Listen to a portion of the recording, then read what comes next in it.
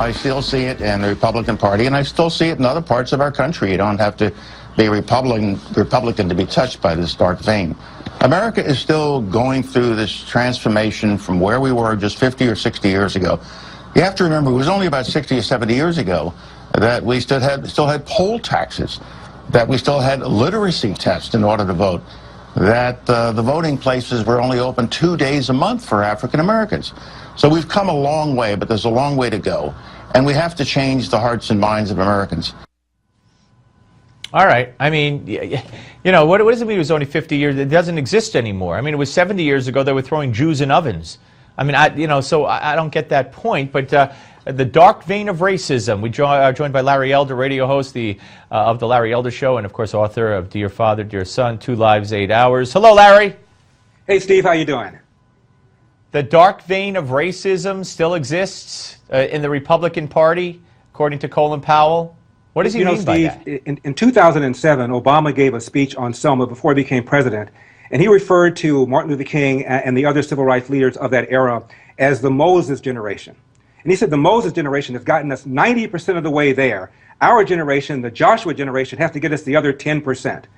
Well, then he gave a speech yesterday, and it sounds like a whole different country. How is it only 90%, only 10% less work to do in 2007, but now we have all this work still left to do? It's nonsense, Steve. And the biggest, most glaring thing in the Ferguson report that people are pointing to is this discrepancy between the percentage of people living in Ferguson who are black, 67%, and the traffic stops, 85%. And the reason traffic stops are relevant is because that's when police can act, presumably, with the most amount of discrepancy. Okay, 18-point gap. New York City, 23% of the population is black, 55% of the traffic stops black. The gap is 32 points, much, much bigger than in Ferguson. Why aren't we talking about the New York Police Department being racist? And the answer is because for 3 terms, Mayor Bloomberg, a lefty, governed the city, used these aggressive tactics to get the crime rate down. He defends it. Now, why is Ferguson racist but New York not? It makes no sense. The fact of the matter is, the National Institutes of Justice, the research arm of the DOJ, Steve, did a study in 2013, and they found out that black people broke traffic laws far, far more often than white people did. Whether it's DUI, or whether it's driving without a seatbelt, or driving too fast, black people did it far more often than white people did. And in Ferguson, blacks are 4 times more likely to be arrested than whites. Nationwide, it's 3 times more likely to be arrested than whites. The fact is that blacks have been committing a lot more crime than white people, and if you don't want to do anything about it, fine.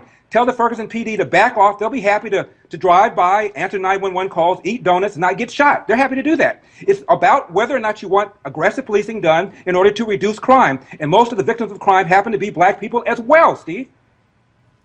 No, everything you say is 100% true, and I applaud you for saying it. I do want to just ask you one more about Powell. I mean, I don't know that Powell was specific to the police on, and the unrest about the police. And by the way, there's another situation in Madison, Wisconsin, where police claim the cop was in a struggle with this guy who was running between cars, chased him into a house, a struggle ensued, and the kid got shot, and now all heck's breaking loose there. But that aside, he specifically talked about Republicans in a dark vein of racism. So even if he was referred. So what is that about? I mean, he claims to be a Republican. He voted for Obama twice. How any Republican could ever vote for Obama once, I don't know. So what's his story?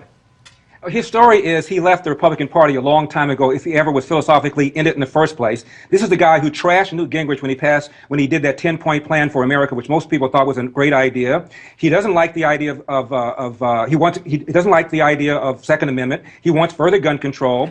He's pro-choice.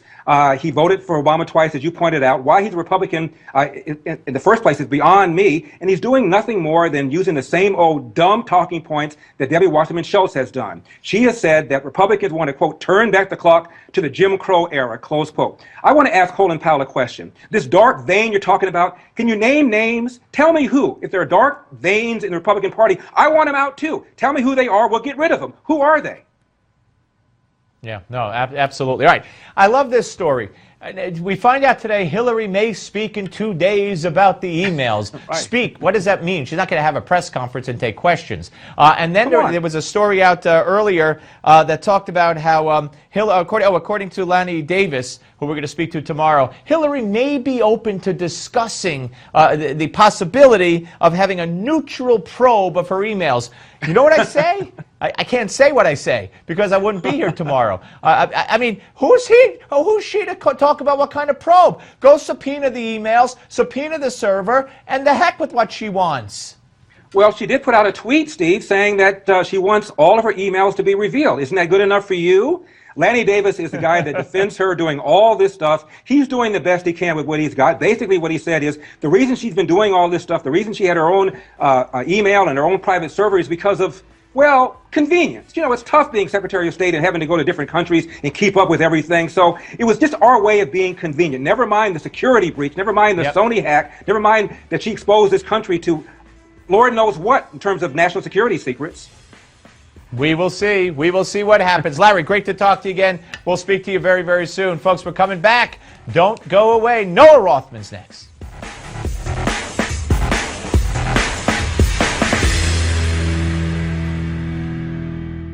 Mesothelioma victims and their loved ones may be entitled to a cash award from the $18 billion in asbestos trust funds, and you may not have to file a lawsuit to qualify. If